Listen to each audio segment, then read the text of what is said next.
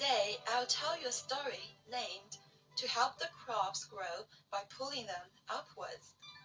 A long time ago, in the Song Dynasty, a farmer was worried that the shoots of his crops were not growing fast enough. Every day for 3 days, he went to the field to check it out and found that the seedlings had grown only a little.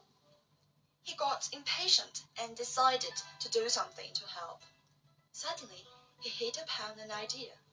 The next day, he put up all the seedlings a little bit and told his son that he had seedlings grow very fast. The son hurried to the field only to find all the seedlings had withered. The farmer went against the laws of the nature in pulling up the crops. Similarly, if we feed the wildlife out of kindness, we might discourage, even kill, their foraging initiative, vigilance, and aggressiveness in their natural habitat, and even endanger their very survival. There is an example of violation against the order of the nature. Here's a story about deer and wolf in Kabab National Forest. There used to be an abundance of grain and happiness in the forest, with birds singing and deer wandering along the stream. But they were always stalked by greedy and dangerous wolves, ready to hunt the deer down at every opportunity.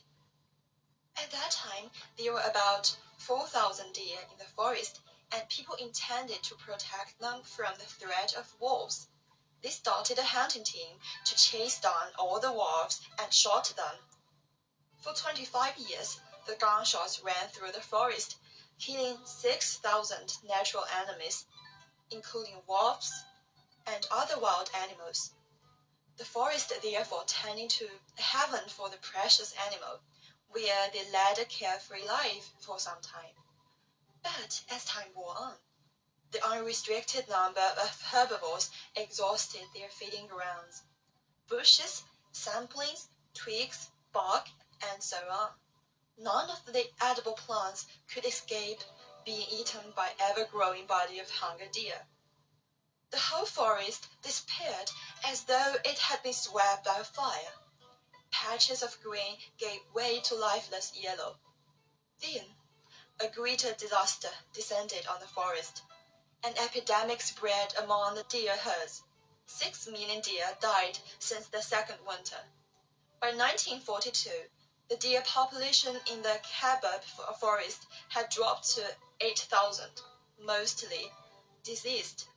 It had been beyond the expectation of the well-meaning policymakers that the wolves they had taken out had their own role in the preservation of the forest and the deer. Yes, wolves hunt some of the deer, keeping the population of the deer below a reasonable level. Thus, the forest would not be destroyed. Most of the deer snatched by wolves were unhealthy.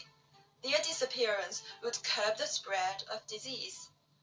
By contrast, the deer that people wanted to protect, if allowed to reproduce without check, would multiply so quickly that they would destroy the forest and eventually themselves.